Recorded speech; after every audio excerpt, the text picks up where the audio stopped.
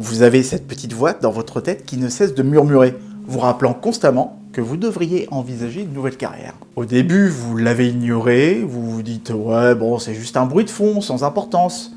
Mais plus le temps passe, et plus elle devient persistante, voire même insistante sur le fait que vous êtes dans la mauvaise voie. Et peut-être que vous vous demandez si ce n'est pas juste vous qui dramatisez les choses. Peut-être que vous êtes influencé par toute la culture pop et les conseils farfelus qui circulent sur les réseaux sociaux et que vous devriez simplement être reconnaissant d'avoir un emploi stable.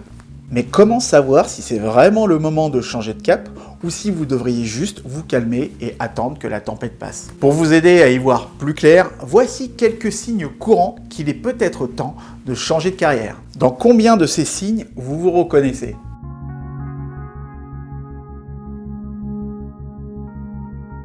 Vous vous sentez lourd, vous vous sentez épuisé, vous vous sentez vidé d'énergie. Votre corps émet un signal d'alarme, notamment en début et en fin de journée. Alors que votre esprit se plaint avec des grognements matinaux du style « tout en vous demandant si vous devriez vraiment vous rendre au travail et ne pas vous mettre en arrêt de travail pour la 3e fois en 5 mois. Votre corps se joint à la chorale en s'exprimant par une douleur et une certaine lenteur dans vos gestes. En rentrant chez vous le soir, tout ce que vous voulez faire, c'est vous effondrer sur le canapé pour essayer de récupérer un peu d'énergie que vous avez dépensée toute la journée. Vous avez des douleurs et des crispations à certains endroits de votre corps que vous n'avez jamais remarqué auparavant, n'est-ce pas? Vos épaules sont tendues en permanence, même si vous n'avez pas réalisé à quel point elles étaient nouées jusqu'à ce que vous leviez le bras pour prendre un verre. Vous tombez peut-être malade plus souvent qu'avant, vous êtes plus sujet à des rhumes et des tiraillements plus souvent. Les signes physiques d'un job qui vous épuise peuvent être insidieux. Ils remontent lentement, ils sont presque imperceptibles. Vous vous dites peut-être que c'est l'âge, ou que c'est la période de l'année, ou s'ils sont liés à autre chose.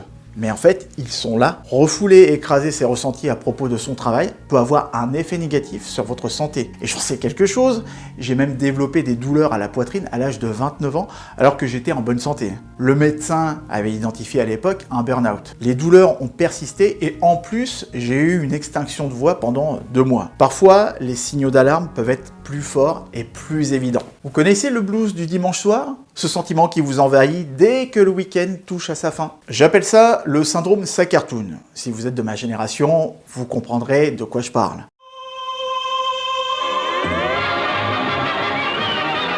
Et saviez-vous qu'il existe une version encore plus cauchemardesque de ce malaise? C'est le cerveau surchargé. C'est un visiteur régulier qui s'invite dans la tête de ceux qui ne peuvent pas se libérer de pensées anxiogènes vis-à-vis du travail. Ils sont pris au piège dans une boucle de pensée qui les enferme dès le coucher et qui peut vous empêcher aussi de dormir, vous torturant avec des questions sans réponse sur votre avenir et votre carrière. Vous pouvez passer des heures à tourner en rond, essayant désespérément de comprendre quel genre de travail vous rendra vraiment heureux.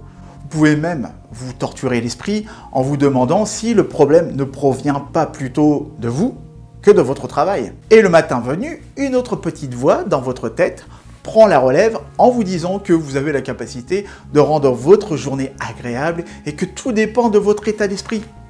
C'est votre moi positif.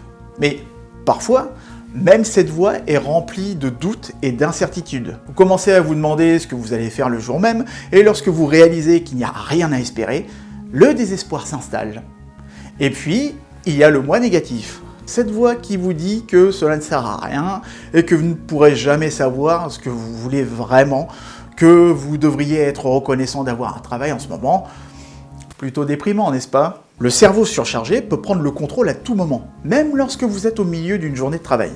Vous pouvez vous retrouver à imaginer un monde parfait où vous êtes heureux, épanoui et bien payé. Mais lorsque vous retournez à votre travail, la réalité vous rattrape.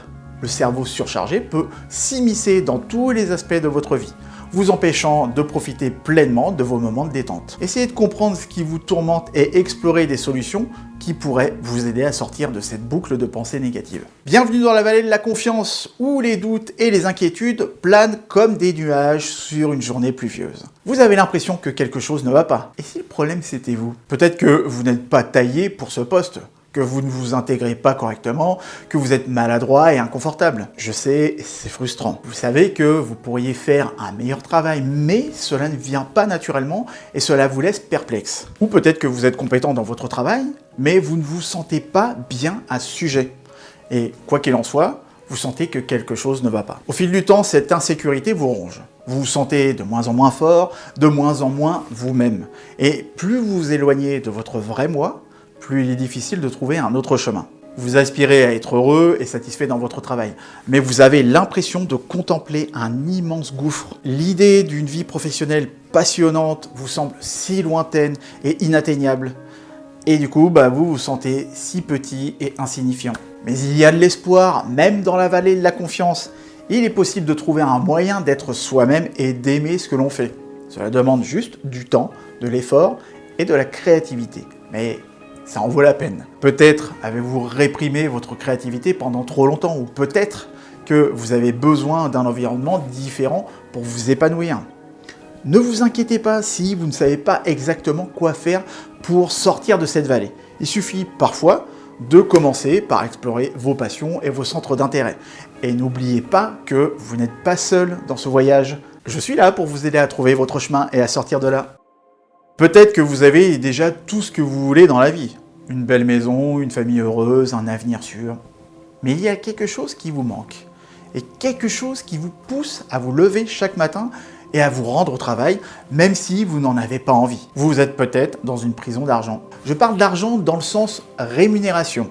L'argent est important, certes. Il peut vous offrir un certain confort et une certaine sécurité financière. Mais est-ce suffisant pour justifier de rester coincé dans un travail qui ne vous convient pas? Si l'argent est la seule chose qui vous retient, peut-être il est temps de réévaluer votre situation. Peut-être devriez-vous envisager une reconversion professionnelle, même si cela signifie accepter un salaire plus faible. Ou peut-être devriez-vous explorer d'autres moyens de gagner de l'argent, comme l'entrepreneuriat ou la création de votre propre activité. La vie est courte et précieuse pour se faire chier dans un job qui vous ennuie, je le dis souvent ça. Elle mérite d'être vécue pleinement sans avoir l'impression d'être coincé dans un travail qui ne vous convient pas. Donc prenez le temps de réfléchir à ce que vous voulez vraiment et trouver un moyen de concrétiser vos projets. Bon, si vous êtes ici, c'est que vous êtes dans une situation professionnelle qui ne vous convient pas. Vous rentrez chez vous le soir et vous cherchez une satisfaction pour compenser votre journée. Un moyen d'éradiquer la frustration que vous ressentez. Et peut-être que vous vous rendez au bar pour quelques verres de plus ou que vous achetez des choses inutiles pour vous récompenser de votre semaine de travail. Ou peut-être que vous avez médité avec de la nourriture malsaine. Quel que soit votre poison, il est temps de prendre au sérieux ce que vous ressentez. Vous ne pouvez pas continuer à étouffer votre mal-être avec des distractions. Vous ne pouvez pas continuer à sacrifier votre bien-être émotionnel pour votre travail. La vie est trop courte pour ça. Je l'ai dit tout à l'heure. Ce serait bien pour vous de commencer à réaliser que ces achats insignifiants et ces petits plaisirs ne feront que masquer temporairement la douleur que vous ressentez. Mettez de l'argent de côté pour votre avenir et n'essayez pas d'engloutir ou d'engourdir votre misère avec des choses insignifiantes. Il est temps d'affronter votre inconfort et de prendre des mesures pour changer votre vie et de trouver une carrière qui vous convient vraiment. Donc ne continuez pas à vous bercer d'illusions avec des distractions. La vie est trop précieuse pour ça. Imaginez que vous avez un double, une autre version de vous-même qui se montre uniquement lorsque vous êtes au travail. Vous ne savez pas comment et quand ça a commencé, mais vous vous retrouvez à jouer un rôle, à porter un masque lorsque vous êtes au bureau en entreprise. Peut-être que vous êtes plus extraverti, plus combatif, ou peut-être que vous vous effacez et vous restez silencieux. Quoi qu'il en soit, ça peut être frustrant. Vous ne devriez pas avoir à jouer un rôle la plupart du temps. Mais vous êtes tellement habitué à cela que vous ne savez même plus qui vous êtes réellement. Il vous faut prendre conscience de cette double personnalité et de l'effet qu'elle a sur vous. Pourquoi ressentez-vous le besoin de vous comporter différemment au travail? Qu'est-ce qui vous empêche d'être vous-même? Prenez le temps de réfléchir à ces questions et de comprendre ce qui vous motive vraiment. Vous pourriez être surpris de découvrir que la personne que vous êtes au travail ne vous convient pas du tout. Et il est temps de retrouver votre véritable identité et de vivre en harmonie avec elle, peu importe où vous êtes. Je vais maintenant aborder un sujet délicat, très délicat, le confort. Vous savez, cette zone de confort où vous continuez à faire ce que vous faites et dans laquelle vous pouvez ignorer l'avenir parce que vous évitez en fait de prendre rendez-vous justement avec votre avenir. Et peut-être que vous n'êtes pas satisfait de votre travail actuel et vous ne voyez pas évoluer dans cette entreprise, à reprendre les tâches ou les responsabilités de votre manager ou de votre responsable. Mais vous vous dites, c'est provisoire, dans un an, je ne serai plus là. Vous accrochez à cette pensée juste assez longtemps pour passer la semaine, et puis la semaine suivante, et encore la suivante. Et plusieurs semaines après, une année entière s'est écoulée sans aucun changement significatif. Le problème est que plus vous vous accommodez de cette situation qui ne vous convient pas, plus vous rentrez dans une routine, même insatisfaisante. Et plus vous vous éloignez de vos aspirations. Plus vous prétendez que l'avenir que vous ne voulez pas n'arrive pas, plus vite il se précipite vers vous. Alors posez-vous cette question. Combien de temps allez-vous prétendre que vous n'êtes pas déjà là où vous ne voulez pas être? Parce que plus vous attendez pour agir, et plus difficile sera de changer de direction. Et ouais, vous n'êtes pas à l'aise pour parler de votre job quand on vous le demande. Quand on vous pose la question « Comment ça va le boulot ?» Vous n'êtes pas à l'aise. C'est comme si on vous demandait de révéler une partie de vous-même que vous n'aimez pas ou dont vous n'êtes pas fier. Vous redoutez la question qui ne manquera pas de ressurgir lors de chaque moment d'échange avec d'autres personnes. Et toi, tu fais quoi dans la vie? Vous répondez rapidement, en plaisantant et en haussant les épaules, en essayant de minimiser l'importance de votre travail et d'éviter d'entrer dans les détails pour passer à un autre sujet. Pas vrai? Mais à l'intérieur de vous, vous êtes en train de bouillir. C'est peut-être devenu une plaisanterie récurrente parmi vos amis que vous détestez votre travail, mais vous sentez qu'il commence à ne plus vous demander et à ne plus vous poser la question. Ou peut-être avez-vous cessé d'en parler à votre famille parce qu'ils ne comprennent pas et c'est devenu un gros tabou. Vous voulez être aimable et social, mais en même temps, vous vous sentez prisonnier dans votre propre tête, avec nulle part où aller pour échapper à la réalité de votre travail. Mais si vous tentez de parler positivement de votre travail, vous en revenez rapidement à vous plaindre à vos amis et à votre famille. Changez! Ah, vous râlez souvent, et vous vous plaignez. Ah ça, c'est le quotidien des personnes qui ne sont pas à leur place. Vous avez déjà essayé de régler ce problème de malaise professionnel, mais malheureusement, ça ne fonctionne pas. Vous avez peut-être essayé de parler à votre patron pour essayer d'ajuster votre rôle pour qu'il corresponde à vos attentes, mais ça n'a rien changé. Peut-être que vous avez même changé de travail pour essayer d'améliorer les choses, mais la même sensation continue de vous hanter. Vous avez pensé peut-être aussi à un bilan de compétences, en pensant naïvement que ça vous permettrait d'y voir plus clair. Mais ça ne vous a rien appris de ce que vous saviez déjà. Vous n'êtes pas du genre à vous plaindre sans raison. Et vous avez tout essayé pour que ça marche. Mais il est temps de faire face à la réalité. Ces ajustements mineurs ne résoudront pas le problème de fond. Vous êtes probablement dans le mauvais domaine. Et si votre confiance est un peu au niveau ras les pâquerettes et au plus bas, et que vous n'avez aucun intérêt à progresser dans l'entreprise dans laquelle vous êtes, c'est-à-dire que vous ne supportez pas l'idée d'être à la place de votre manager ou de votre patron, comme je l'ai dit tout à l'heure, il serait temps d'admettre que vous ne pouvez pas continuer à cacher la poussière sous le tapis. Admettez que vous n'êtes pas au bon endroit et rapprochez-vous d'une activité qui correspond plus à vos aspirations et à vos ambitions. Démission! Démission! Je vous propose d'imaginer un instant que vous êtes assis confortablement sur votre canapé, avec une tasse de thé, café fumante à portée de main, et que vous avez devant vous un gros livre. Ce livre, c'est votre vie professionnelle actuelle. Et vous réalisez que vous en avez atteint la dernière page. Vous avez lu chaque page. Plus vous avanciez dans le livre, et plus vous étiez insatisfait de ce que vous lisiez. Dans la réalité, quand vous tombez sur un livre que vous n'aimez pas, vous le refermez. Pourquoi il en serait différemment pour votre situation professionnelle? Avez-vous envie de lire un livre insatisfaisant jusqu'au bout? Ah non, sinon vous liriez le livre de Marlène Schiappa ou de Bruno Le Maire. La vie est trop courte pour rester coincé dans un travail qui vous rend malheureux.